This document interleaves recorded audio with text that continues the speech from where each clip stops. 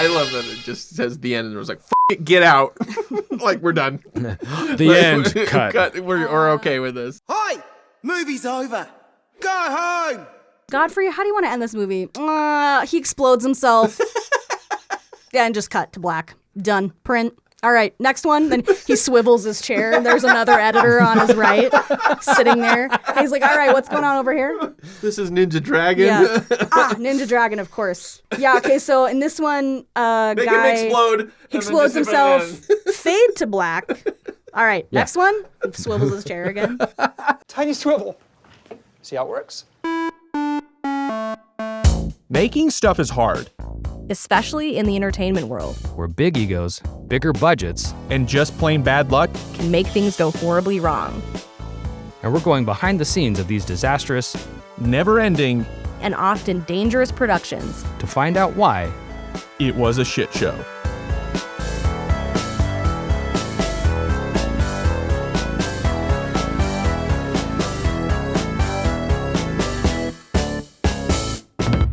Hello, friends. This is It Was a Shit Show. I am Ian, joined by Ray Woo! And Clint. Hello. Oh, I came first this time. That's how it should be. Yeah. Right. You're right. He knows what I'm talking about. Guys, we were drinking this episode, and don't blame Yeah. us, okay? Don't judge us. It's Friday night. This is the Friday night Wild Times episode. Yeah. Woo! Yeah, this might not go up until December, but, like, Jesus. Normally we record on Sundays after church, so we're very demure. Can you two confirm that you have not watched anything for homework? I can confirm no homework was given to me. If you'd like, you can check my text messages from Ian, because that's usually how he sends them to me. I have no idea what we are watching tonight. Ray? I also have no idea. Again, I live in this house and I don't know. Well, then let's just start with Clint's closet. Why not? So the only prompt I gave Clint was Garfield the cat. Yeah. So I looked at IMDb because I know there's been a couple of Garfield movies. So I was like, okay, what can I do there? And I noticed with the new one, the animated one, had Hannah Waddingham and Brett Goldstein. Oh, here comes Ted Lasso. So Shit. I have my Roy Kent jersey. Oh. I mean, Roy Kent also hates Mondays, I think, so it also... I think so too. Yeah. Yeah. So Roy Kent, he's here, he's there, he's every fucking where. Yeah, he's Roy every Kent. fucking Roy way. Kent. So Lisa was like, "Do you want to wear that?" And I was like, "I've gained so much weight since I bought this. It is not. It's not flat." So instead, I just brought it to show. Yeah. You just look like you retired it, right? exactly. Like, Exactly. yeah. I'm just a retired footballer. Yeah. Like Roy Kent. So I don't know if we're gonna be watching a Garfield movie, but I figured there's a no- voice actor in. He provided a voice in the new Garfield movie, and this is what I have from Ted Lasso. So there you go. There's no fucking way we're watching a Garfield movie. I just... All I'll say is that you're way off base. Okay. All right. But then you But also gave a hint of. Our margaritas, right? We're gonna Strawberry Strawberry margaritas. You also said that this is a hint, and I'm like, I don't know. Pink strawberry. Garfield and strawberry margaritas. So their guess, our listeners' guess, is as good as ours. Okay, so when was the last time I did this? Empires of the Deep, right? That's right. Yeah. Yeah. Are we fucking watching Empires of the Deep? That'd be so fucking cool. I would so love if Ian someone somehow were something got like, a by the cut. way, here's a link. Here's a link I'm like, to what it. is this? Oh my god. It's happening. That would be the shit. That'd be so cool. We'd have to do like a live watch party with really would, everybody. yeah. Well, the last 2 years at this time, I trolled both of you about movies that hadn't been released. Okay. This year, we're going to go in a complete opposite direction. Movies that were overly released? They were released so hard. Yes. Maybe They were shouldn't just have been chucked released. out. Oh, maybe shouldn't not have been released. Yeah, and maybe it Oh. wasn't actually released. We'll get into it. Oh my god. We are going to talk about something that I've had on my list since day one. Whoa. And I just wanted us to have something fun for the holidays. And what a good week to do this, just because it's just going to be a lot of fun. But today's going to be a special episode because we are going to pause this recording and go watch the movie right now, then come back and record this episode. Oh. And we make no promises about how sober that we are when we come back, okay? No, it might be I an have this absolute margarita. shit show. I have my cinnamon whiskey Coke, and I have my Johnny Bootleggers upstairs. Like, Dude. I'm going to get tanked. It might be an actual shit show when we come back, so we'll see. Yeah. If you want to compare, our audio from like right now to when we're back, All right, Yeah. hey, Go for look, it. I could do a sobriety test. I can touch, I can touch my nose with my fingers. You drove here. I can confirm that. Yes, I did. sir, drive are you podcasting under the influence? Sir, I'm gonna have to ask you to step out of the chair. here. Don't worry about it. Not for me, thanks. I'm driving. Well, today, let's talk Ninja Terminator. What? You want the Golden Ninja Warrior all for yourself. Look at this. Yes, that's my ninja star. Right? It's my ninja star. This is yours. You have just 3 days to return the Golden Ninja Warrior to our master. Hear and obey. Listen to me. Traitor, I believe that you've received the death message from our Ninja Empire. Ninja is supreme and you have double-crossed it. Why did you do that? The Ninja Empire is evil. I have to reform the Ninja Empire. That is why I took away the Golden Ninja Warrior. You've got 3 days in which to return the Golden Ninja Warrior, or else you die. Go to hell. What's his problem? Well, I'm looking for a restaurant. You're looking in the wrong place. Around here, there ain't no restaurant, buddy.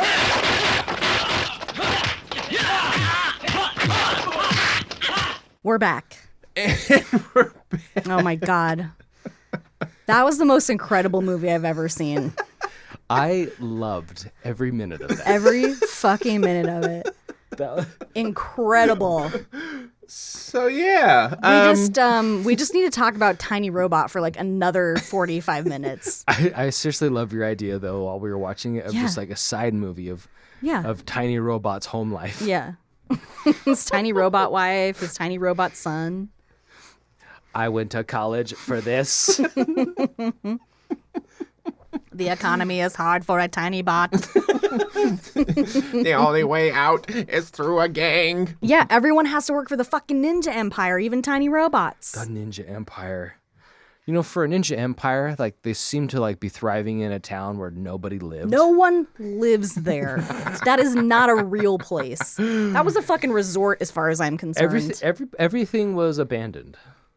Except for one correct, pawn true. shop that sold like only in clocks. Mm-hmm. And then Clocks and bolo ties is the most. Oh yeah, wait, what happened to the bolo tie pawn shop guy? He fought Jaguar with his like teenage sons or whatever. when his purely finger fists. He didn't actually have like fists, but he just like did like little finger knives. Like Yeah. Legitimately incredible fight scenes though. Like the act like so good. Like really, really good action to remember it. when Jaguar punched the guy with a cigarette? Apparently. How could I forget? Like the funny thing is he What the fuck? didn't connect physically of it, so I figured like the sheer force, the wind force of yeah. like him moving the cigarette with his lips And he was like, was "Whoosh." enough to like knock this guy back. Yeah, that's exactly what happened. Any last requests? Yeah, just one cigarette.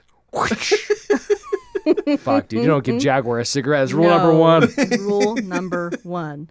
That fucking we all wish you could be as cool as Jaguar. and that guy was such a stooge too. Like he was just like whoop, whoop, whoop, whoop, whoop. Like he was like doing fucking comedy in the middle of this movie. Asian French Stewart. Yeah. Asian Stewart. Asian Stewart. Oh my god. That fucking guy. And the hair. The hair in this movie. Yeah. Oh boy. Wig or no wig? Well, fair warning. We were obviously drinking while watching that movie. We are still drinking. We Yeah, are still it's drinking. true. Don't judge. It's been a shitty week. I'm for having a us. winerita. That's where you put a margarita and some wine. Yeah. Yeah. You may be asking, what exactly did we just watch? I know exactly what we just watched, and it was incredible. It was pure No, I have- cinematic gold. I have no questions. It's funny things. I have all the questions, but it was still such a fun show to watch.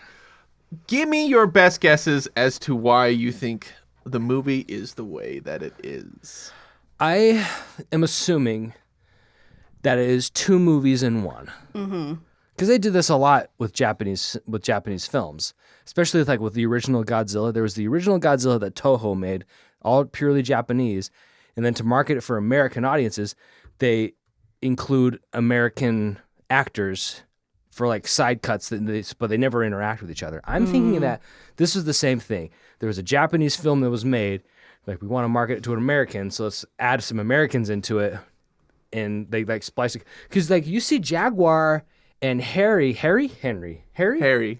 You see them talking on the phone with each other, but they're never in the same scene together. Yeah, right? Yeah. Well, that's what I'm thinking. Other than via a Garfield cat phone. Oh my God, that fucking Garfield phone was so distracting. Why was someone like, this is a good idea? Yeah, seriously. But you were 100% right. My Ted Lasso, Roy Kent jersey has never came fuck up. all to do with this movie. With it.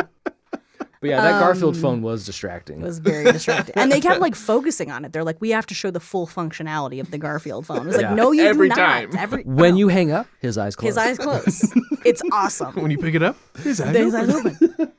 And then the phone doily. Lots of crazy phone action in this movie. There's a lot of phone work Good going on. times. Doilies. A lot of phone acting. So if you want to get some, yeah, it was a shit show. Phone doilies. Yeah. You can just subscribe to our Patreon.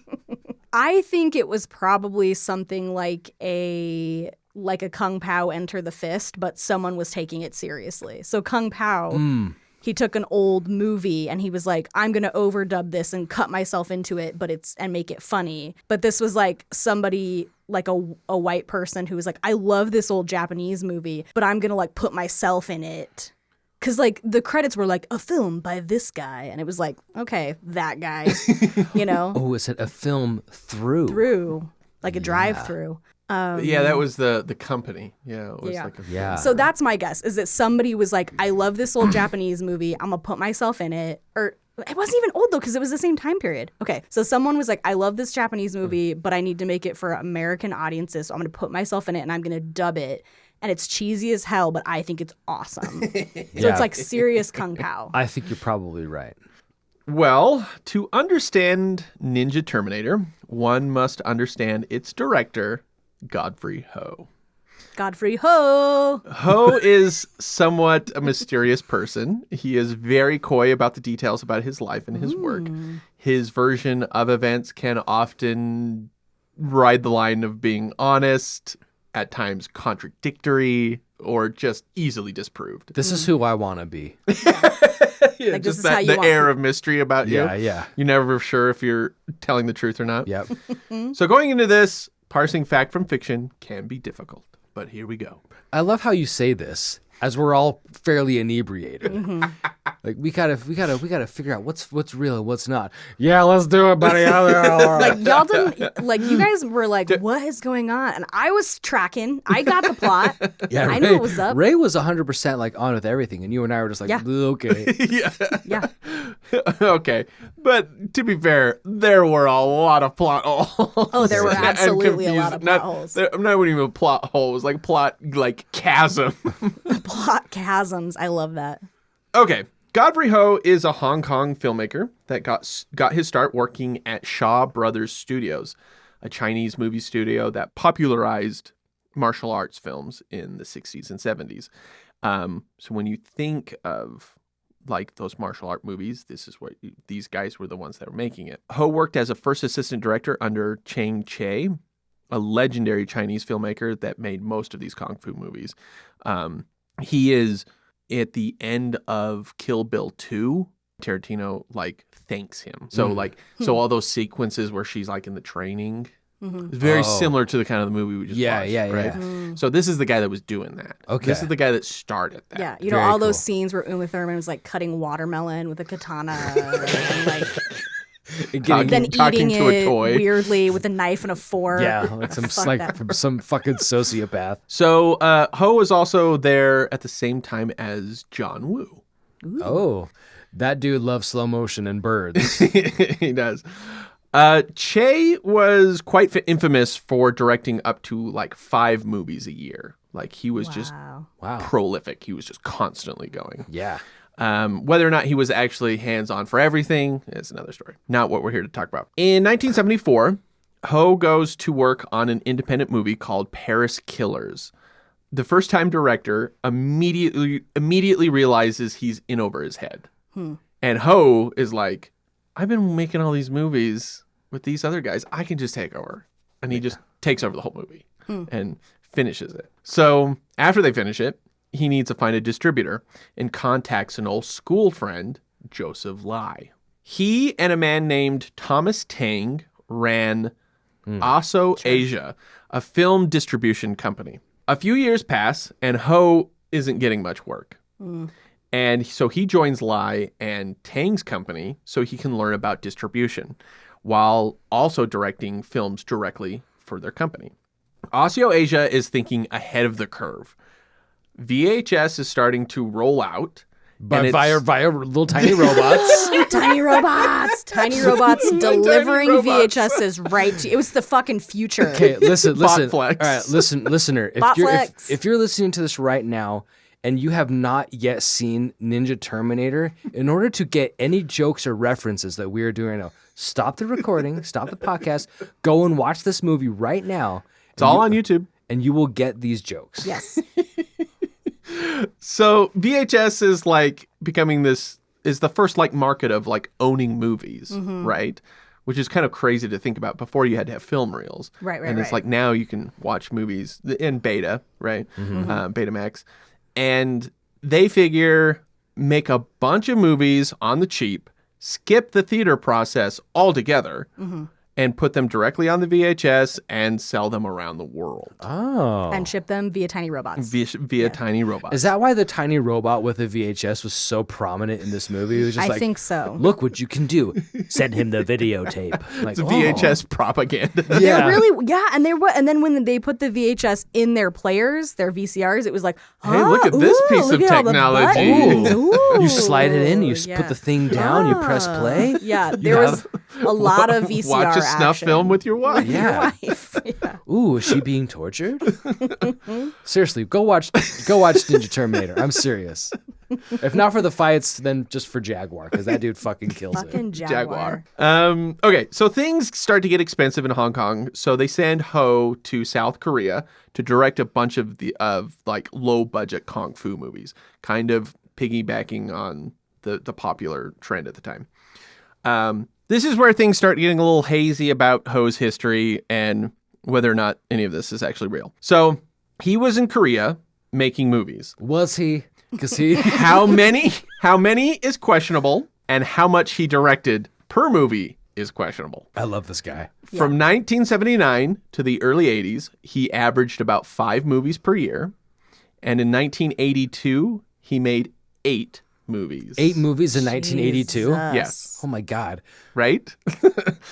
When directly asked if he could actually direct these movies, if he was actually doing this, he says he was sort of a co-director. Okay.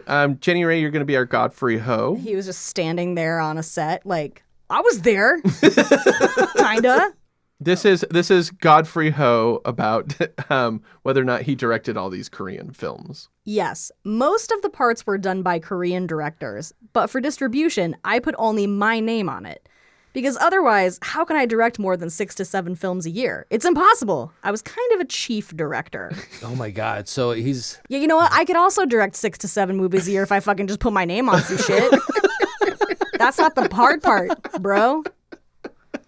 Well, I feel bad for these other Korean directors. Where they're like, Yeah, all this right? hard work, and then Godfrey's just like, Seriously. scratch that I name. did that. Godfrey Ho. I did that. Directed by me. Yeah, and if it's like a piece of shit, and he's like, no. Nah, that's okay. You directed keep that your one, name. yeah. I was a chief director. What? That's a new credit to roll. I It's like see. directed by some name. Yeah. Chief directed by Godfrey Ho. Godfrey Ho. Chiefly directed. Chiefly directed. Okay, Joseph Lai and Thomas Tang have a falling out, and Aso Asia breaks up. Tang starts his own film company, Filmmark, while Lai, he joins forces with Godfrey Ho to start International Finance Development Films and Art, aka IFD. I was gonna say, yeah, you might want to shorten that. International Finance Development Films and Art. What? Yeah. But they just call it IFD? IFD. So that's what you kept seeing. It was IFD Film and Art. Films and Arts.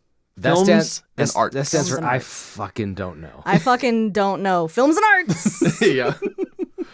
But also, Ho convinces Lai that they should start their own dubbing company. Oh my God. So they can handle everything. Of course. In-house. Of course. Of course. All this is all going to start making sense, guys. Yeah, As we keep diving into this, it's going to start going like, oh. As many drinks in as I am, I can see that it's I'm starting to make following. I'm following. Oh, I got it. It's why every fucking person was voiced by like a teamster, like a fucking teamster from like Massachusetts. They're like, hey, can you read lines? Oh, yeah, sure. Oh, yeah, come on and read this.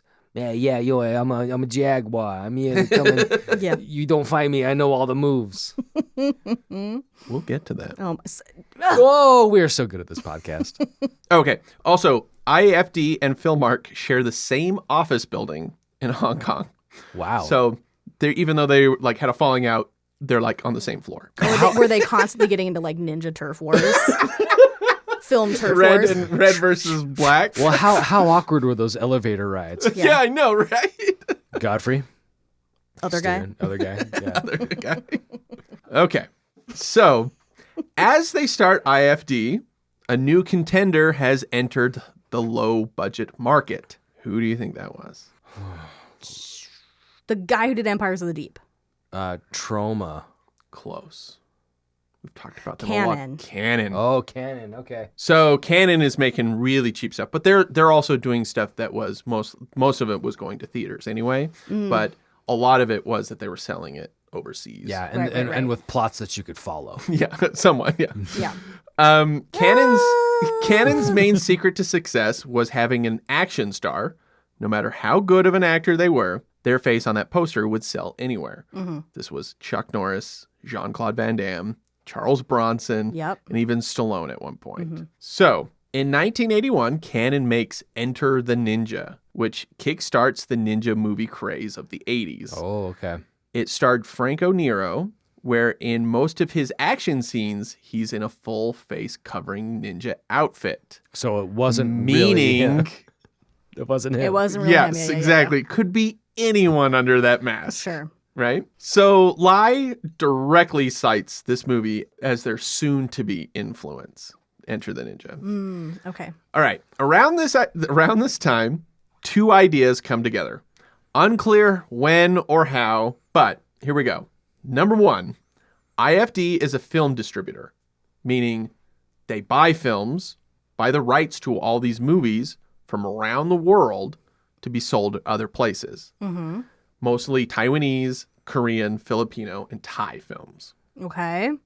And a lot of them are unreleased or unfinished. Oh. And they have But their own they- dubbing company. But they would own them. Okay. Oh my God. Now, Lai is quick to clarify he did not steal any of these films. Yeah. Unprompted. He's just like, I didn't steal these. It's just like nobody So, asked. so Mr. Lai, tell me about your film business. I didn't steal I didn't steal shit. nothing. Hey, whatever anyone's told you, Yeah, fuck it's that not guy. true. I didn't steal no films, ever. Who told you that? Was it Johnny? Was it Johnny No Nose? He told you I stole something? I didn't do shit. No, I didn't steal nothing. I bought these films legally and through the proper channels. I found them, a tiny robot brought them to me. Yeah, they found. They just dropped on my doorstep. What do you want me to do with them? Just throw them away? No, I want to do something with them. They fell off a truck. What am I gonna do with the tiny robots? I didn't catch no plates. They're mine now. Possession's 9/10 of the law. Yeah. Now, number two, IFD figures they hire some white actors, so the movie would sell better. Like we were talking about, like Chuck Norris and whatnot. Okay, with okay, Canon, okay. right? Ho believes he was the pioneer of this idea. What, putting white people in movies? It's revolutionary. I got two brilliant ideas. Robots, put white guys in fields. Do we have to have the robots? It only works with the robots. It only works with the robots. The tinier, the better. Yeah. Okay, so IFD figures hire some white actors, have them film a handful of scenes, put them in a ninja outfit, That completely makes sense. get a few close-ups, Yep. then splice those scenes into the existing films they had already purchased. That is exactly that's- what it seems like happened. Yes. That was our whole thing. 1,000%. That was your guess. Yeah. That is. So does this help understand Ninja Yes. Terminator a little bit? It helps me understand how it was made, but it does not help me understand the plot. I can't help you there. I know. I Ray did a mean- pretty good job. Okay, it makes sense now because that's exactly what the movie feels like happened. But like, who the fuck was the other white guy? Why were the two white guys never in a scene together? I mean, they kind of were. They were in that. Oh, that's right. They did fight that at the high school. The fight at the high school. Yeah, that's right. I forgot about that. Okay. 50% of Ninja Terminator is from a South Korean film, The Uninvited Guest of the Star Ferry. That's the full title? Yes. Okay, That's that's a lot. a lot. That's 50% of the movie. Yeah. Which is probably all all Jaguar. Well, Jaguar is incredible for one thing. It's just Can I watch this movie I don't know. I have no idea actually. without the white folks in it? Because they bought it. Interesting. So if the real version exists, but we have a long way to go here. Oh my God. This gets deeper. But welcome to the micro budget world of the Z movie. ooh, So not a B movie, a Z movie. Z movie. This not even is a G movie. you go up to look up Z movie like a Wikipedia article. The very first movie that comes up, Manos. Hands of Manos Fate. Hands of Fate. So when you were Incredible. saying we are gonna what is it? MST. MST. Yeah, whatever. We're gonna do. And I was like, oh, that's weird. Yeah, it's exactly right. Like this is. I mean, we watched it. There's no lighting department. No. There's no one there for do makeup or No. anything. Like it's just hey, just show up and film. Yeah. So Bring your I own don't- wigs. I don't know. I mean, your own wigs. what's her name? Machiko. Machiko? She had some makeup on when she got beat up. Yeah, that's And true. there was the shadow of Lily having sex Yeah. with the guy's belly button. That was some like, yeah, jeez, man, that guy's outie is. It does. It does feel like when you make a student film though, because I remember being in college and making student films, and people would just be like, "Oh, he's got to look like he's kind of beat up in the scene." It's just like, does anyone know how to do makeup stuff? It's like, yeah, I could probably do that. Like Everyone was just like chipping in. Yeah, I mean, exactly. so- Everybody did everything else. Yeah. Yeah. You just wore a lot of hats. When I was a child, 10 or 11, we decided to make a movie. It was called Batman versus the Bomb Master. Yeah, And I played the Bomb Master. of course. And it was leagues ahead of this film. But did you have a briefcase bomb that looked like have tiny robots? as good as the one in this movie? You know what the funny thing Plus is? tiny robots. The funny thing is that I don't recall any explosions in that movie. I don't think anything blew up, and I was the bomb master. I need to find this for Clint's closet, and I need Post to it. digitize it and post it. Do it. Oh my God. I highly doubt you can beat Jaguar. I'm sorry. No, I definitely can. No one can be Jaguar, as Jaguar has established. No one can be His Jaguar. style, his whole vibe, his chillness, his like hands in his pockets fighting style, fucking awesome. Yeah. Okay, so quite infamously, one of these white actors that they got was Richard Harrison, star of Ninja Terminator. Was he mustache? He was hairy. Yeah, mustache. He was mustache. Okay. He was hired to come to Hong Kong to shoot one movie. Harrison does these just for the money because course. he knows the scripts are terrible. Yeah. We got to go a little deeper in. There's more levels to this. Oh my God. Oh my God. Buckle up. Unbeknownst to Harrison, those scripts, when he was doing those scripts, had scenes for multiple IFD films. Godfrey Ho and Joseph Lai started a practice now called cut and paste. Ho would go out and shoot a bunch of nonsense. Sure. Guys playing poker, guys having an argument in the kitchen, stuff like that, right? And a ton of fight scenes with mostly ninjas. And he basically built up a library of stock footage. Oh my God. They would take this footage and reuse it as many ways as possible into the already purchased films. Then construct the entire narrative through editing and dubbing the dialogue. Yeah. Which is why none of that dialogue like even Makes remotely matches. Any sense, right? Yeah. This is diabolical. Yeah. And Oh, it is yes. it is pure genius. Yeah. This is an art. You found your muse. Yes, this is an art form. It's like it's the because film is an art and a business, and so there's a lot of tension there because people are always just like, oh, like my film, blah blah. But it's like at the end of the day, like these things have to fucking make money. They're expensive to make. They have to make money.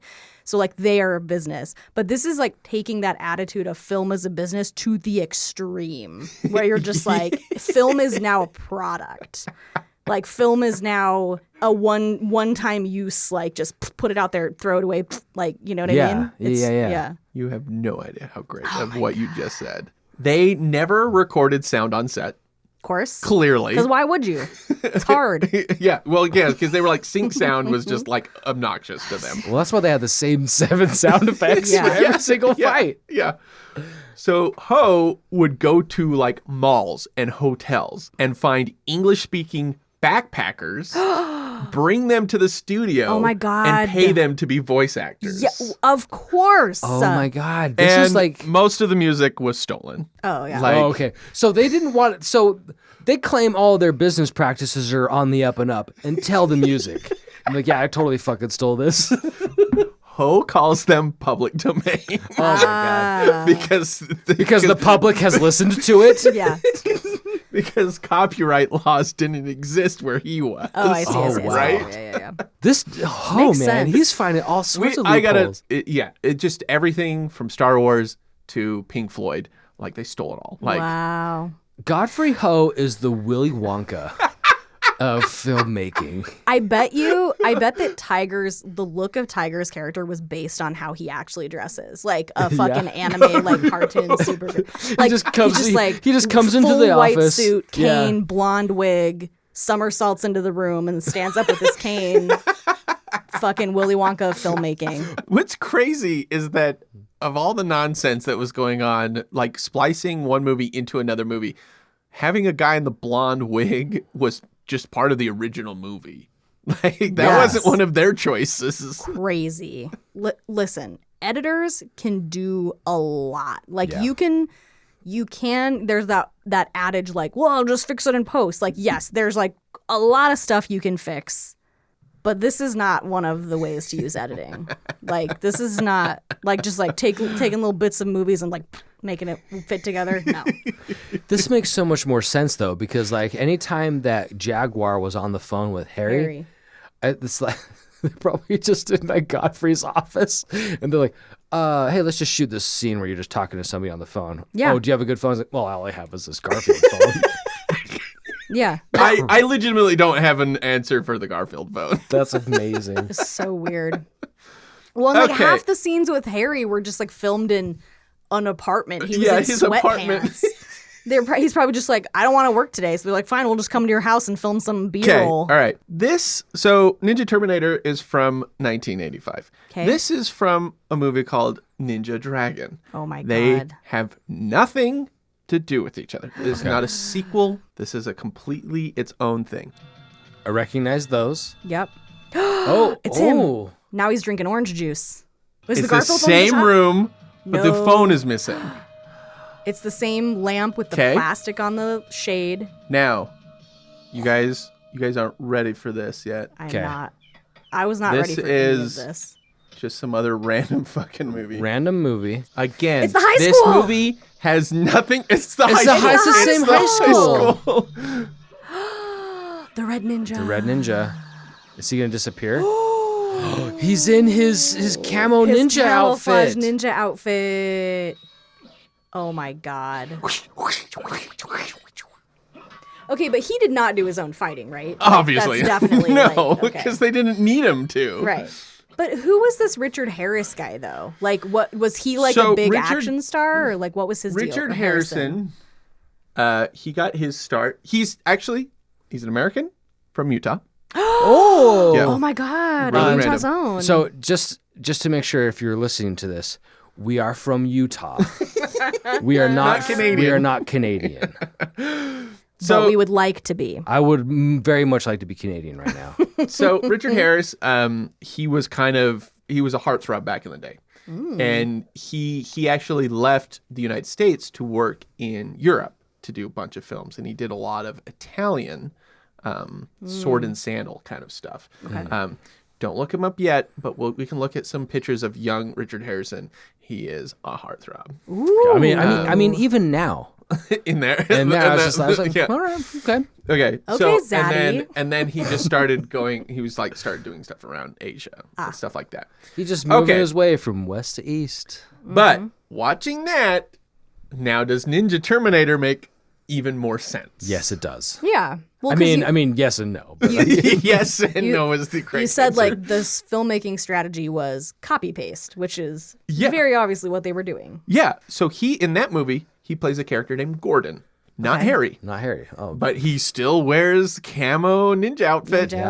And the end of the movie takes place on the I think the end of that one actually goes to like the high school, and that's where the big fight ends. yeah. Big fight going down at the high school, guys. Okay, so let's explain how they do this. Illegally. Illegally. So for actor Bruce Barron, he wasn't in this movie. He thinks he got hired after Richard Harrison fucked off. He was hired for 12 weeks, paid weekly, and only shot for 3 weeks. Okay. So he's like, I got a 12-week job. They get 3 weeks. Like, okay, we don't need you anymore. Oh, wow. What the fuck? Now I'm just like in Hong Kong doing what? Yeah, exactly. Every scene, he was handed his lines day of. Okay. And they were handwritten in broken English. Oh, God. So, you see them on the set, and they're just they just seem like they're just talking nonsense, and then they're just redubbing something else. Yeah. Right? Yeah. Are they actually saving money on this? Because the logistics of it all just seems so convoluted that it would just drive any normal person insane. Yeah, it sounds like keeping this all straight would be a nightmare. They obviously didn't need to because none of it made sense. That's true, too. And here we are 50 years later talking about it. Yeah, that's true. So Barron, he didn't understand what they were doing because he assumed he needed to do more scenes for the movie to make sense. He's like, wait, I'm in this outfit. No, I'm not. Whatever. I don't go save the girl that I was talking to earlier. Yeah. Don't worry about it. Yeah. Your 3 weeks are done. Fuck off. Right? Yeah, it's okay. They would show up and shoot illegally at a park. They would just show up and do it. Right? No permits. Most of the crew were triad gangsters. Oh my God. As Barron says, low-level triad thugs moonlighting as grips. And yeah, but based off of the actors, the interviews with these actors, they've all said these sets were rough. These guys were crazy. Damn. And what they would do, they would show up at these parks. They would work out a fight choreography, right? And film it once with the camera facing one way. Mm-hmm. Stop. Change into different colored ninja gear. Mm-hmm. Rotate the camera 45 degrees. And do the exact same fight. Rinse and repeat. And they would just do that. In a full 360? Yes. Dude. But then they would just use that shit. Yeah. In every other movie. Listen, it's really what's the word when you're just yeah, whatever, I don't give a shit about art. Yeah, very callous. Callous, yeah. Yeah. But I'm also just fuck, that's really smart. Yes. Damn. So we have years worth of footage. Yeah. For a 1-day shoot. Yeah, hours. I'm over it, here right? I could never make a movie, and these guys are guess what? I'm gonna make 7. It's oh my God, the confidence. Godfrey Ho is just laughing all those ways. Got a cigar in his mouth. Yes, I'm Godfrey Ho, and I did all of this. Well, funny you should say that. It is unknown exactly how many films Godfrey Ho has directed. He is the fucking kingpin of of movies. Yeah. This dude, I want to be him. Kinda Okay, but because of all this nonsense, it's almost impossible to to figure it out. Sure. Right? Yeah, he's a fucking genius. Yeah. Okay. Evil genius. In 1985, he made 5 movies. In 1986, 17 movies. No. What? In 1987, 26 movies. No, he did not. He did, Ray. He did it. He copy pasted 23 movies is what he did. And in 1988, Oh my God, how many? 40 movies. What? This guy's laughing. That's almost a movie a week. According, he says most of the movies were shot and like made and finished in 2 or 3 weeks time. Good Lord. Is he like a porn director? Yeah. I was gonna say, yeah, these are like porno numbers. Yeah. Like a porn director is listening to this going like, yeah, so what? I made 40 movies last year. Yeah. And I'll make 45 this year. Yeah. According to IMDb, Godfrey Ho's career spans 27 years, only 27 years, and has directed 159 movies. Yeah, he's straight up making porn films. Incredible. Over 80 of these were during the 80s. 80 in the 80s, baby. What a time to be alive. Oh, Godfrey Ho. He figured it out, man. He knew he cracked the secret of He life. did. It's true. Everyone's looking to religion and God. No, Godfrey Ho had figured it out. He's like scamming. He would like pull up to set and his license plate said scamming on the back.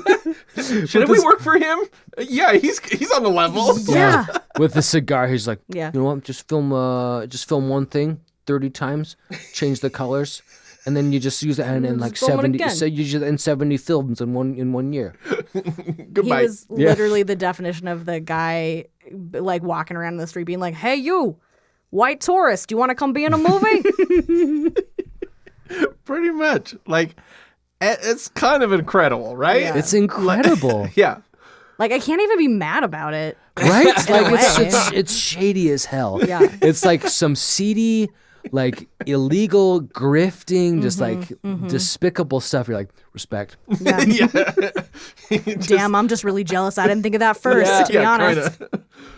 Kinda. It should be noted that Filmark, remember this was Thomas Tang's company when The they one split. they shared this. They shared the Yeah. office building together. Yeah. Okay. They were doing the exact cut and paste method. Again, Wow. lots of ninjas. And course. according to the actors, the fallout between the two producers was so bad, their contracts forbid them from acting for either company. However, a large chunk of Filmark's movies at the time were directed by Godfrey Ho. Godfrey Ho, man. Did he just put on a different wig and like slink over? Hey, I'm here for the film He job. puts on that golden wig and just slides over. Just diabolical. That's funny you say that. Okay, so he says he only made movies for IFD because Lai was his friend. Right, like right. I've never made for any of those. Yeah. Yeah, it's just like me. I'm not moonlighting for any other podcast. What? I'm not. Okay, good. I just put a wig on. Yeah, they can't hear the difference with the wig. They have no idea. This has led to the conspiracy that there was no actual fallout between Tang and Lai. Instead, it was a way to double the output. That's Godfrey's style. That makes more sense. And then also it's like a more exciting story because it's like there's this like epic film turf war, but really they're just like, it's all the same company. Yeah, Don't worry pretty about much, it. right? That's why they're on the same fucking building. Yeah. They're best friends. They're chumming it up. So every film Ho made with Filmark, he uses a pseudonym, of which Godfrey Ho has 40. Good night. He is my hero. until you tell me that he's like done until he like killed somebody. Like he's gonna be my hero. Yeah. I think you're gonna be very like at the end of this for Godfrey Ho. Clint's gonna change his license plate to be like Ho Life, like HOLIFE, Ho Life. He claims he only had 4 pseudonyms: Godfrey Ho, Godfrey Hall, Benny Ho, and Ho Chi King, which is his birth name. The rest I like how you said one of his aliases is his real name. is his Yeah. real name, right? Yeah, The that's rest- not technically an alias. That's just his fucking That's name. just your name, bro. So the rest are made up or are other people involved with the movie. I see. Like it'll be like an actor, and he said that that person directed it, and it was like not really. All right, let's take a look at Godfrey Ho's endless list of directing. So this is his 70s years. This is like his Korean stuff. Now, as the 80s start coming up, it starts to be very similar over and over again. Okay. Bionic Ninja, Ninja Fantasy, Ninja Hunt, Ninja Squad. Tough Ninja. 51 of these titles have ninja in it. Well, yeah. Oh my gosh. Ninja Dragon, Ninja 8. 8, which there was not a Ninja 7. There was not a Ninja 1 as far as I've seen. Ninja, American Warrior, Hitman, Devil's, oh my god, Cobra versus Ninja. Okay, so I have a question. So regarding them just putting Ninja 8, the year of the ninja or whatever, did they think that was a good marketing strategy to be like, if you call something Ninja 8, people will think they missed out. They're like, oh shit, Ninja 8's already out. I gotta go watch it. Like most of like their biggest markets were like Middle East and Africa. Huh. It's like, and it was with the English dubs. Yeah. It's like, it's just, it's crazy. Well, It's because nonsense. Asian people were watching these like, are you fucking kidding me? Well, They're like, what? Well, did these markets that you're talking about not have access to like Hollywood films? No, but these were like VHS and it was cheap. Yeah. So they're just like, oh, and a tiny robot brought him to your house. so they're like they're looking around to see a new movie to watch, and they just happen to pick up Golden Warrior 8, the ninja assassin from Cucamonga or some bullshit, and they're just like, oh, okay, well if they made 8 of these, this is probably okay. Probably Yeah, right? Maybe. Okay, think back though to your childhood, and Yeah. you would when you went to Blockbuster Video, 1,000% you would just be like, that looks Zombie interesting. versus Ninja. Yeah, I'm in. Yeah, like that's exactly what they were going Especially if for. I looked at the back and said, oh, directed by Godfrey Ho? Okay. Cinematic classic. But that's I'm going to start a religion around this guy. they're counting on We'll be the hose. the hose. Yeah, they were counting on you to just be like a mom at Blockbuster, like, I don't know, Clint likes ninjas. I'll get this one. He might like it. Jenny Ray, why you as Godfrey Ho? Why are so many ninjas in these movies? Because they are on a kind of mission. So the mission can be in this movie or another one. Who's to say? That's his entire explanation. He is the world's worst and the world's best improviser. Yeah. Because that is a shit answer, but like you're like, But also okay. it's like, yeah, Cool. I can't argue Yes. with that. That is correct. They are ninjas, on a they're kind on of missions, so why not this one or another one? How about this one? Asked how many movies he's directed, Ho said 40 to 50 movies. Like actually. I don't know if that's an admission. If he was saying like actually like if you put it all together maybe like 40 to 50 like but in this same interview he said he only worked for IFD when he was also working for You know, Filmark. the correct answer to that, Godfrey, was when someone says, how many movies have you directed? Did you just say all of them? Yeah. How many do you think I did? Yeah. Wouldn't you like to know? What are you Okay. talking about, Godfrey Ho or Benny Ho? So yeah. So this cut and paste stuff. So they would hire. Remember 3 Weeks Bruce Barron? Mm-hmm. He shows up in around 10 or 12 of these movies For 3 weeks of work. 3 weeks of work. Wow. Richard there's- Harrison. There's no like back end, no royalties, No, they're of course basically not. they basically just pay you and then they get to use your likeness Yeah. like infinitely. Yeah. Richard Harrison is in over 20 movies. Jesus Christ. Remember, he was only there for like 2 months. Yeah. He believes this ruined his career. Well, yeah, because I had no idea who he was until now. And he was, he's a attractive mustachioed man. Gentleman. This is Clint. You're going to be a Richard Harrison. This is him about working for IFD. The experience made me feel very dirty. I really felt like a prostitute. I didn't feel like I had any chance whatsoever of stopping these films from distribution.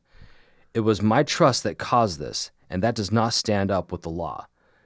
This was the reason I stopped caring about acting. I really felt dirty and used. Again, I will say I had no one to blame but myself for being so trusting.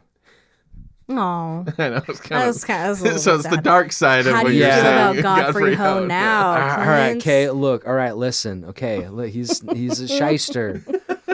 But he's just loving life. Well, Ho claims this was all Lie's idea.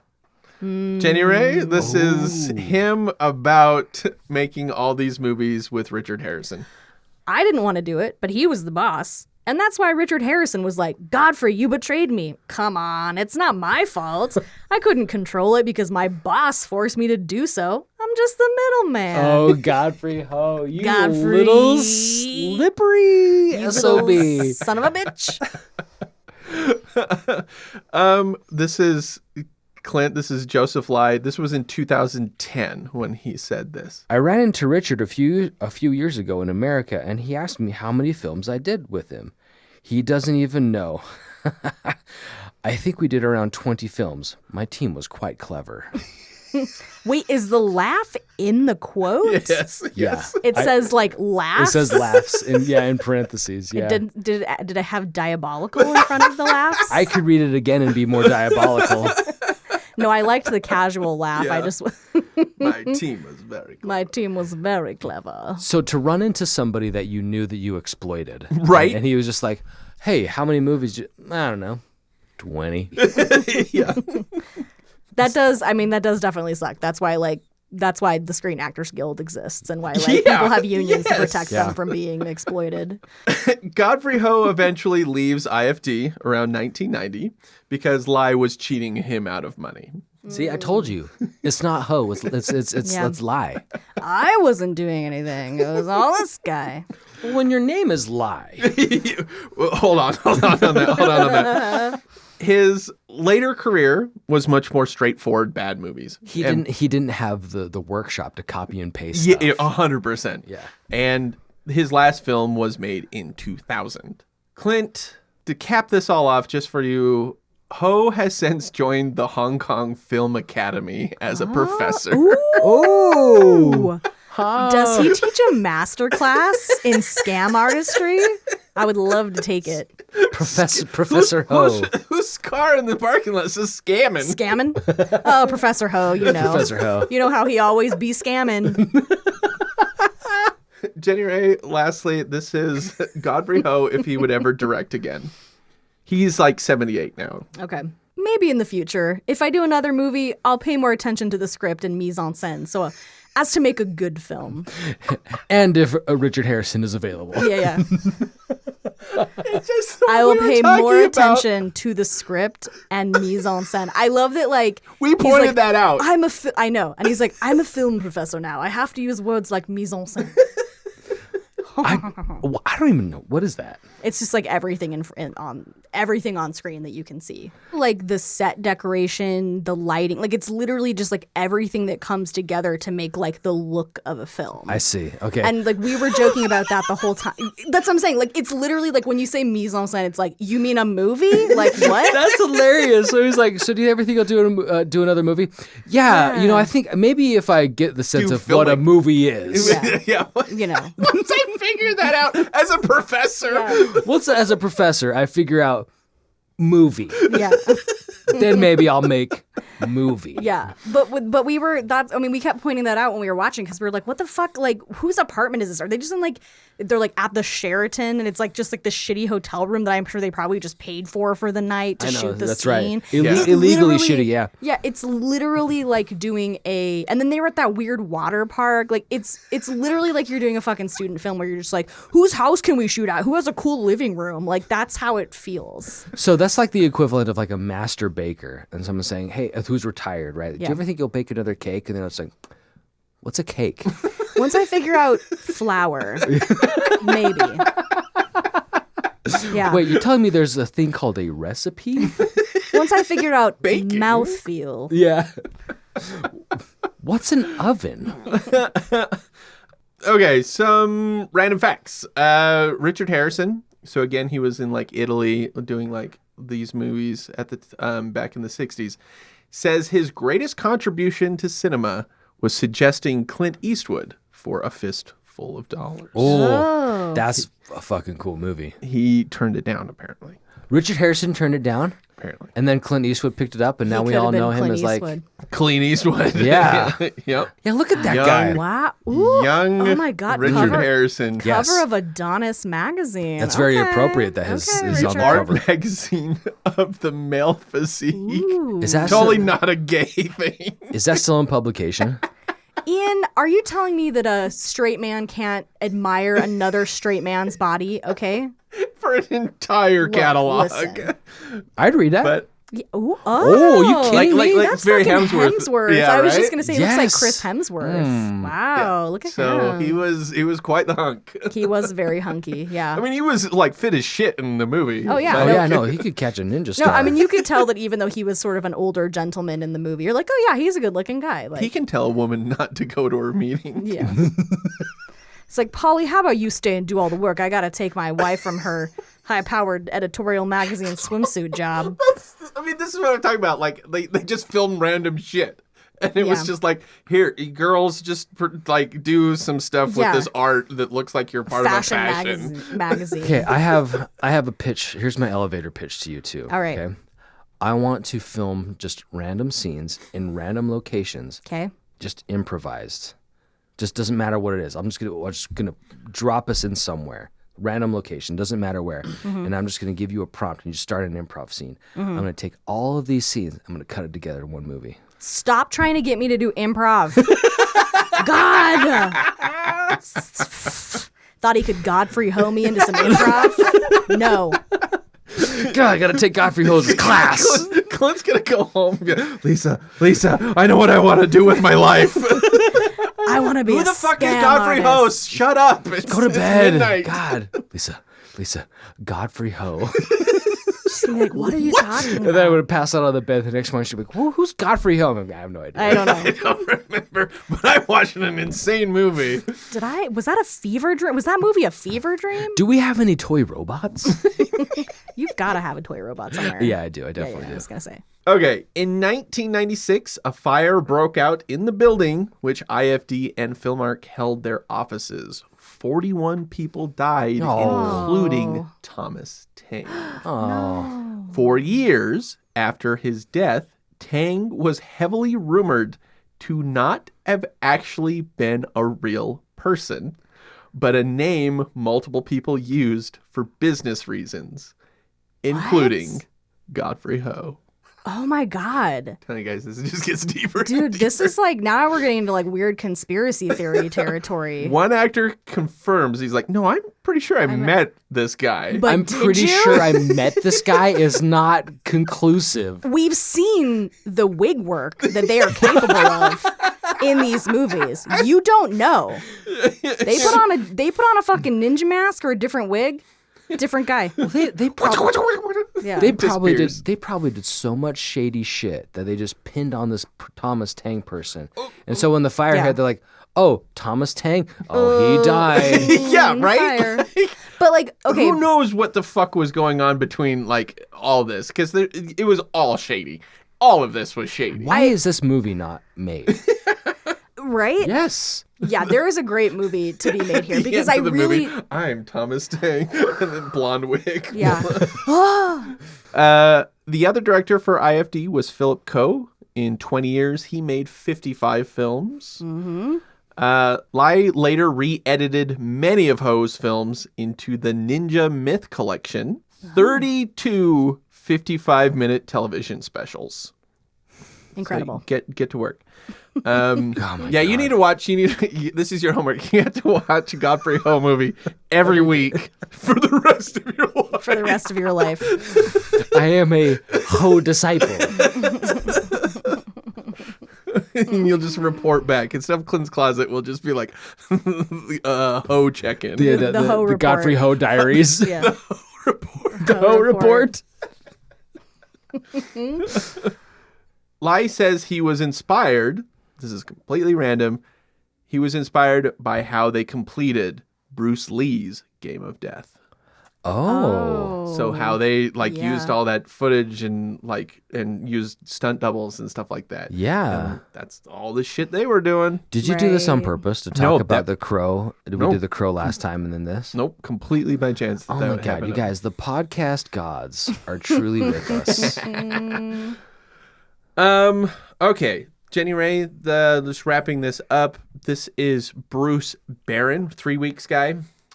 He calls Godfrey Ho and Joseph Lie whore and lie, Lie. But I don't know why, because Ho's already there. Yeah. It's Yeah, like, just add an E to it, dude. yeah, now you just made it more cumbersome to say. Prostitute and shyster. Scamming. Hashtag scamming. He said, I don't think there were any real brains between the two. They were both just small-time exploitative opportunists who were not capable of or were just too lazy to do better. And they are fucking geniuses. I mean, don't take advantage of people. That's evil. But like, Yeah, if you take out the sort of like scamming Yeah. underlying vibes and the exploiting people and taking advantage of people, there's a story in there that's like people that wanted to make movies and they fucking made it happen and they pulled themselves up by the bootstraps. yeah, and like that story is in there, but like It's like, this is what me and my high school friends were doing in high school, is just Yeah. making shitty things and just having the time of our fucking lives. well, that's what I was just gonna say. Like, did they like making movies, or was it purely just like for money, or were they actually like, we love movies? To wrap us all up. Ray, you're so good at this podcast. Oh my God, thank To you. wrap this all up, Jenny Ray, what you were saying about business versus art. Yeah. Clint, as Joseph Lie, finish this up. Actually, I don't really like my films. It's business. It's ruined. It's all ruined. That's why I'm a Hoite and not a Yeah. lie guy. A lie guy. But how does Godfrey Ho feel about it?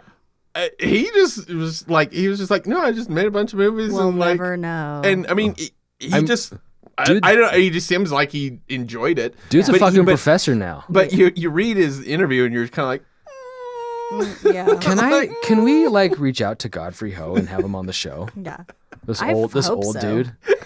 The part of me that wants to just think of them as like they're just like these scrappy guys who just wanted to make movies, they just loved making fucking ninja movies, and they were like, we're just gonna make as many movies as we can, and we figured out this really clever way to do it. Like that's the story that like I want to be the story, because it's just like, yeah, I love that, you know.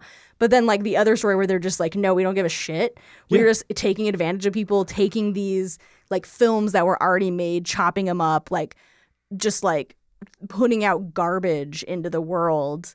But also I say that and like that movie's incredible. So I don't know what I'm talking about. Like I thoroughly enjoyed this movie. I did too. And This was so- a really fun movie to watch. I don't It's know. It's bonkers. I guess cynical. That was the word I was trying to think of earlier. Yeah. It's like it seems really cynical to just be like, yeah, whatever. Just put out trash to make money. Like we don't care about quality. It's the same thing with like AI, like videos and art, right? Like we come upon this kind of stuff all the time where people accuse you of using AI to make your videos because they're like, there's no way that someone can make a video and match footage that perfectly to what's being said in the Are script. you fucking kidding me? Do people really accuse you of Yeah. that? been accused of. Because my that's a real thing. Like you go on like Reddit and people are just like, how can I use AI to make a lot of money on YouTube? Or how can I use AI to like make blogs so that I can make passive income? And so there are people out there who are just like, I don't actually care about like the thing I'm making. I just know that like YouTube videos and blogs and whatever, I just want the shortcut. I just want the That's shortest disgusting. possible route to like fame or passive income. And so that's also like a part of this story, which is like the gross part of it and this like the cynical part of it. Because well, I mean, what's it said? Yeah. Barron said it was they were opportunists. right. They're just like, exploitive. sweet, I'm gonna take advantage of this. And I think that like other people on the one hand are like, God damn, that's smart. And on the other hand, you're like, well, fuck you. Like, so there's this. Yeah, and you wish you thought of it. I know. But I mean, like the thing is like, yeah, you could use AI to make videos, and your videos would be shittier, but you could pump them out. Yeah, but get like 'em out, yeah. the reason why it takes you 3 months to make a video is because it's fucking hard to make, and like Yeah. people are just like, because they can't imagine that somebody puts any time and effort and has the patience to actually create something anymore. I do think, though, that the next iteration of whatever this version of cinema was, this like Ho cinema, is going to be AI. Like you're going to start seeing like AI movies being like cranked out. Yeah. So was it worth it?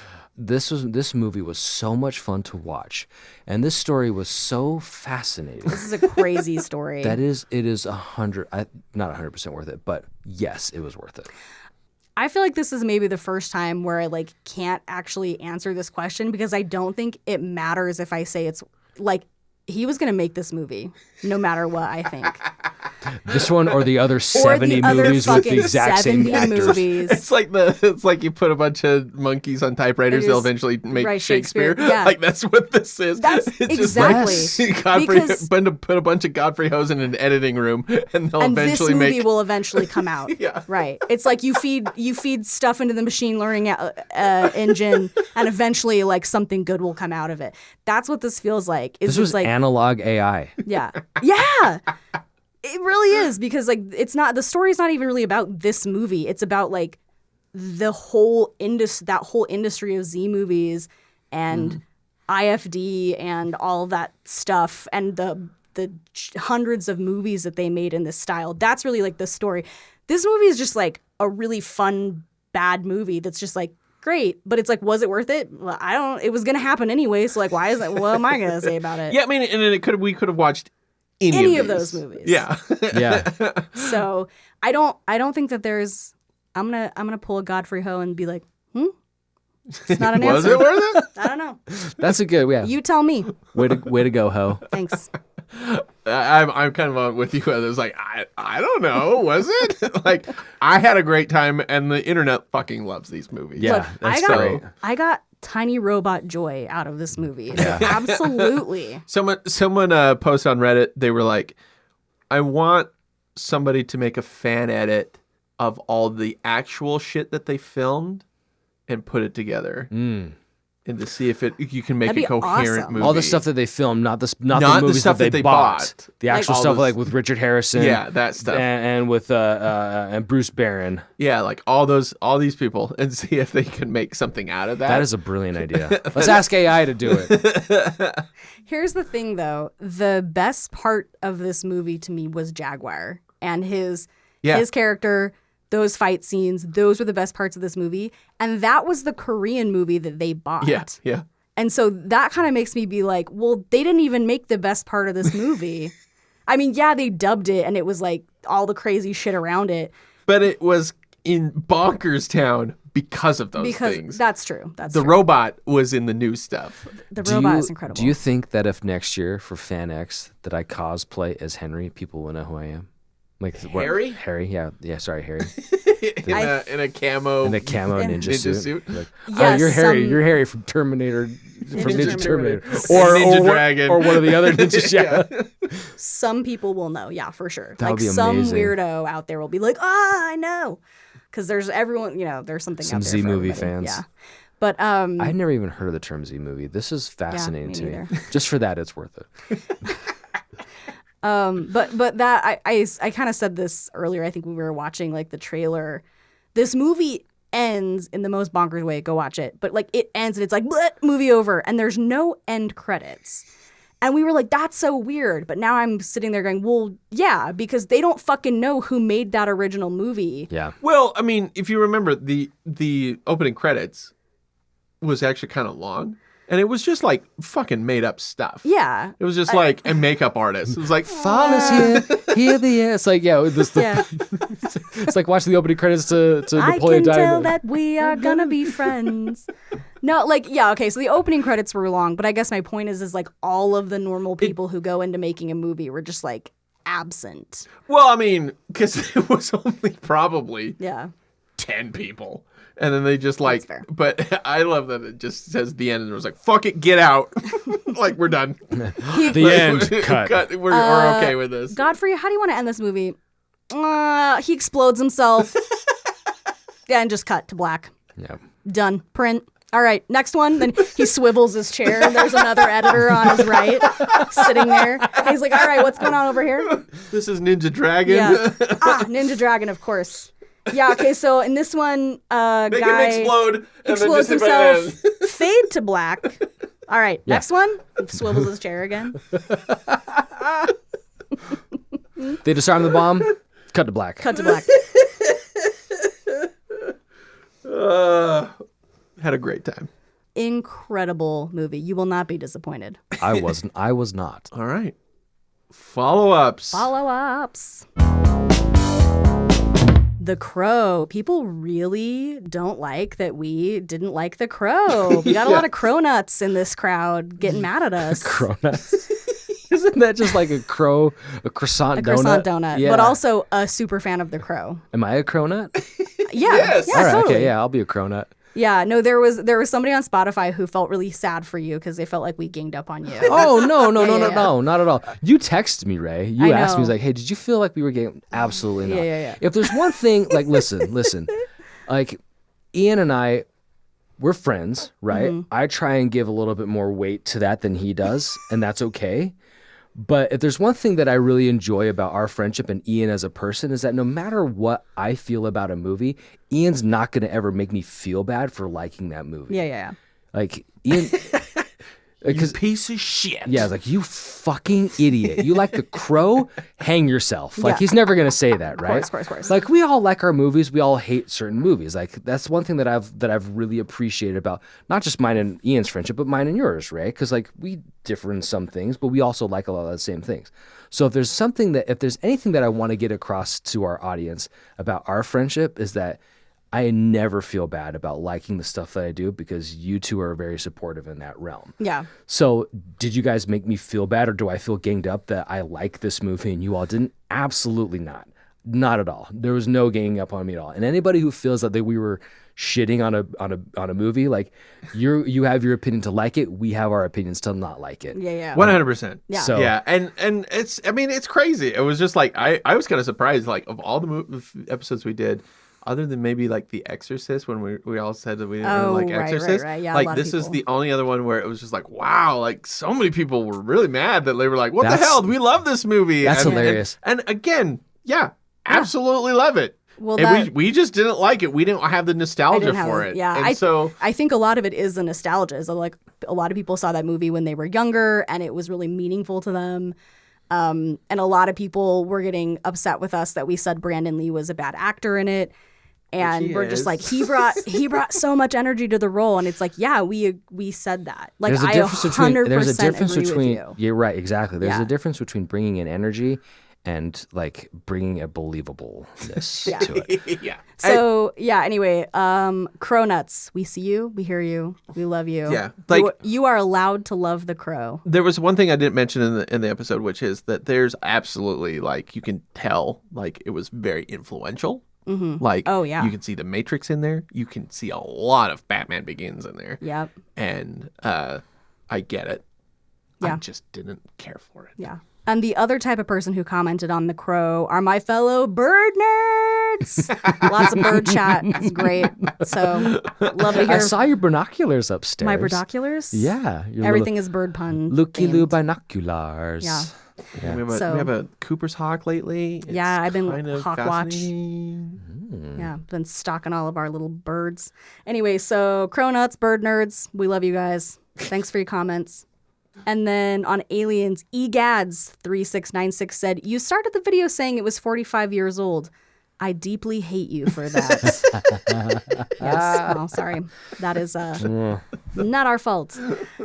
And this is kind of going back to what we were talking about with the Crow criticism here. We had one review come in from Shaolin D-Boy who said, 1-star review. Sometimes they have great episodes, but other times they're all making fun of movies like The Crow for being so bad. LOL, that's when they lose me. That's Well, not criticism. That's not. This is why, like, you see, like, audience scores or Metacritic and stuff like that, and you like the audience score is so fucking out of whack. And it's like, wait, sometimes they have great episodes. 1 star? Yeah. That's not criticism. That's Right. not how that works. That's you lashing out because you felt mad about something. I mean, that's fine. If you want to give us a 1-star review, like, that's on you. You do you. But I feel like we do try to be pretty measured. Like, yeah, there are movies that we hate. There are movies that are bad. And, like, we will talk about those in a humorous, kind of exaggerated way because this is a comedy podcast and that's what we do. And also, they're fucking movies. Yeah. Yeah, but even then, it's just like, I'm not offended by this by any means. I'm more offended by the ability to understand how to critique. Yes. And it's like, okay, so we didn't like The Crow, but that wasn't the whole fucking episode. Right. Like, even if you don't like what we're doing, that's fine. If you don't, whatever, like, and give us 1 star, I don't care.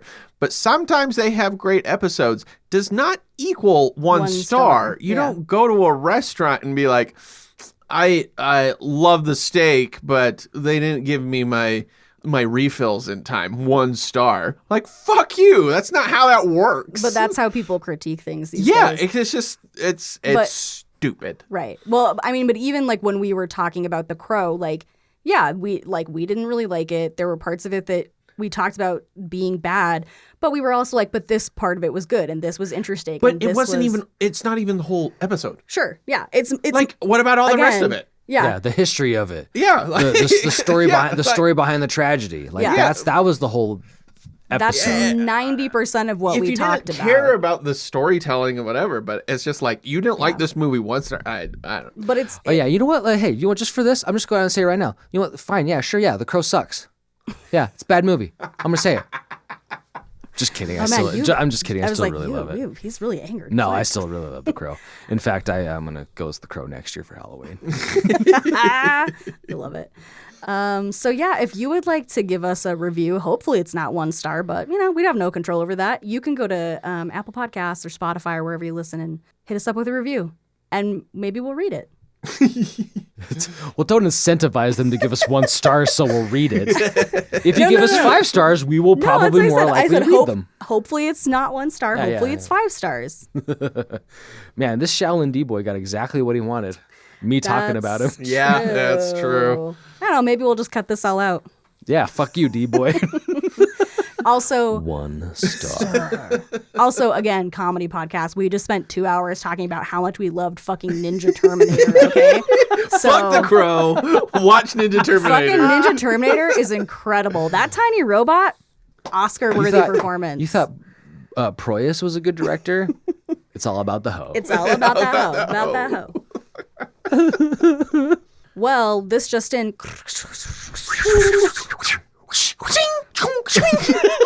I just got my latest edition of Adonis magazine, and I have some things to say about the male physique. Mm-hmm. Speaking of the male physique, yes, Joe Duff. Duff now, Man. When you think about Duff Man, exactly, you think he of probably like gets this all the fucking time. He's like going to be so annoyed by this. I know he's like, oh geez, I couldn't think of anything more creative than the Duff Man. Like I was thinking more about like when people say get off your duff, they mean like get off your butt. Yeah. Well, that's where this comes from. Is because Joe, say, hey, get off your duff. Why don't you get? You never heard that phrase before? Never heard that. Yeah, people say, I get up off your duff, like get off your butt, right? Like get up and do something. That's where Joe. It's real. That's where Joe comes in, is because not only does he have the most perfect physique, right? But it's pinpointed to his buttocks. Excellent buttocks. Yes, you could bounce a quarter off of that.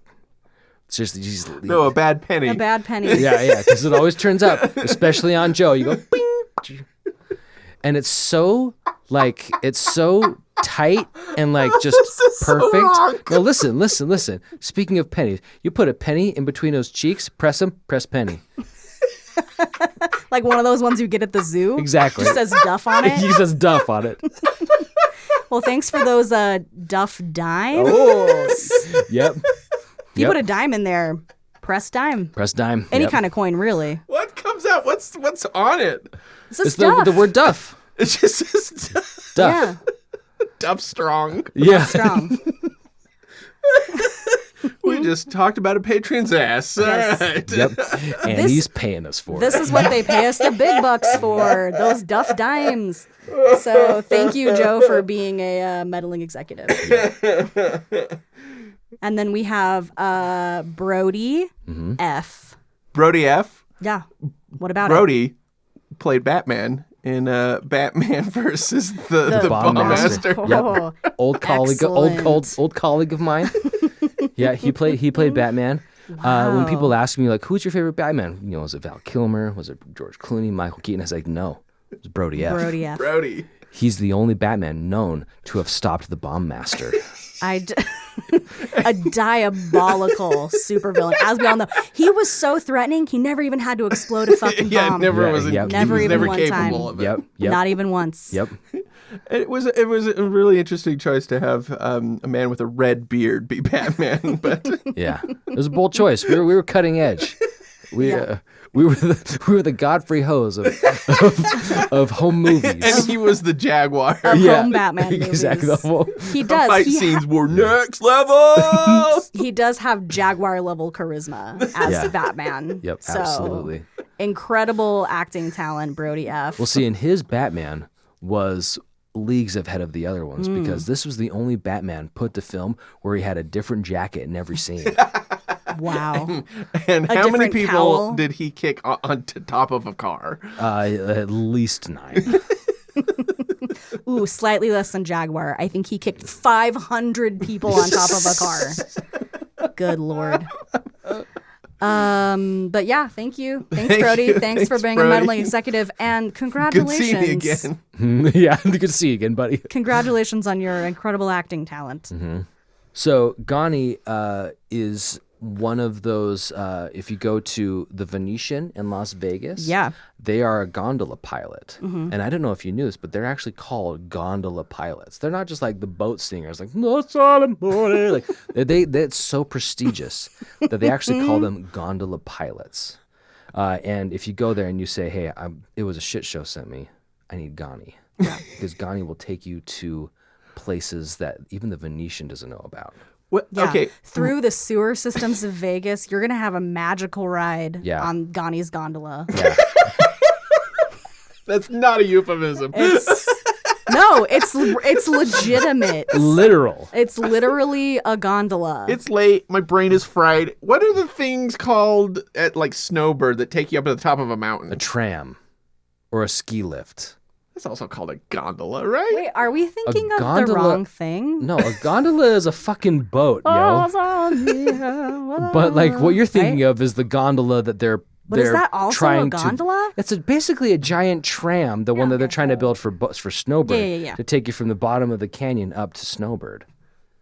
Sure, they call it the gondola. Yeah, it's both things. Yeah. It's Yeah. both. Okay. Oh my I'm not crazy. God. It's a mode of Well, transportation. but that's what Does his gondola goes up mountains that's too? what makes Ghani so incredible is that he can do both. Yeah. Starts in the boat, through sewers of Vegas, into the Sierra Nevadas, up the mountain. Like, you could go anywhere. Yeah. He's waterfall, no problem. On Ghani's magic gondola. Yep. Still not a euphemism. Still not a euphemism. No, it's real. It's a real thing. Yeah. Anyway, yeah. So thanks, Ghani. Thanks, Ghani. Thanks for being one of our meddling executives. God, man, I was so drunk at the beginning of this episode. I think it's still And now you're just sleepy. I'm super sleepy. Punch drunk right now because our next one is Asher, upgraded to meddling executive Patreon since July. So thank you so much, Asher. Now, the one thing you probably don't know about Asher is they actually have a real life legitimate superpower. Whoa. And that superpower is to control not flames, but ash. That's why they're called Asher. It's like, so anytime like a fire has been burned down to the embers, they can control all of that. So making smoke screens and just like, throwing it into people's lungs. Like that's how they can. It's kill like in their Ninja enemy. Terminator when they're shooting stuff out of the like. Yes. Yep. Mhm. You're like the in a hilt fight. of their swords. Yeah, you're in a fight. You're like, guess what? Ash in the eyes. I'm out. Yep. So they can just You like disappear quick. Ash bomb. Yeah, Yeah. right out of their hands. Yeah. Yep. So Asher's superpower is just creating ash and throwing it up into people's lungs, Manipulating it. asphyxiating them. He's like, okay, all right, it's a cool trick, but I have to wait until the fire's died. So Yeah, I mean, not every powerhouse is, everyone's got its downside, right? So Asher, show us with the campfire. No, guys, I can show you in the morning. Does anyone have a water bottle? We got to put this out. Right. Ironically, Asher hates camping. Everybody's asking me to do this and do that. But thank you, Asher, for giving us that Ash Cash. Ash Cash. Ash Cash Bagash. All right. Then next up we have Overflight, one of our frequent commenters and friends on Discord. Yes. Who upgraded to meddling executive, but has been a patron since February of 2023. So almost 2 years. Oh, thank you so much, So Overflight. if you are one of our patrons, you can come join our Discord and chat with us, and you can meet Overflight. Overflight's immortal. Oh my God, he's a McLeod? He's a McLeod. He's legitimately He's a cloud. a Highlander? Yeah, he's You ever uploaded something to the cloud? It's him. It's Well, Overflight. that's Yes. what the name Yes. means. Overflight. Yes, because flights have to start off on the ground, right? Yeah. And then they go through the clouds. Famously, yeah. Overflight is Allows that to him to go through the clouds. exactly Yeah. not just planes, but information. Whoa. Overflight controls all the clouds, technologically, literally, figuratively, symbolically. Yeah, like when someone's like, you've got your head in the clouds. Like, that's him. That's him. Yep.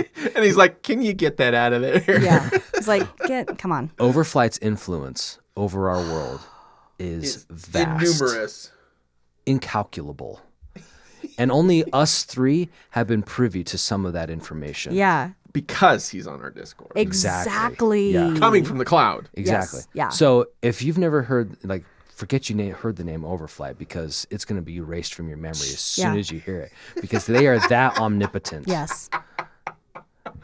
Like, you've heard of the Illuminati, right? This is like beyond. Yeah, the Illuminati. beyond The that. Illuminati wishes they could Wishes. be Overflight. They wish. I would get some serious shit now from the Illuminati. Yeah. Overflight, help us out. He's gonna be like in the Discord. He's gonna be like, guys, I'm actually in the Illuminati. Yeah. So. He's like, you guys don't. But do you want in? Yeah, Why'd he's you have like, to tell everyone about my Illuminati connections? Come on. yeah, Come on. don't worry, I got you guys on the other list.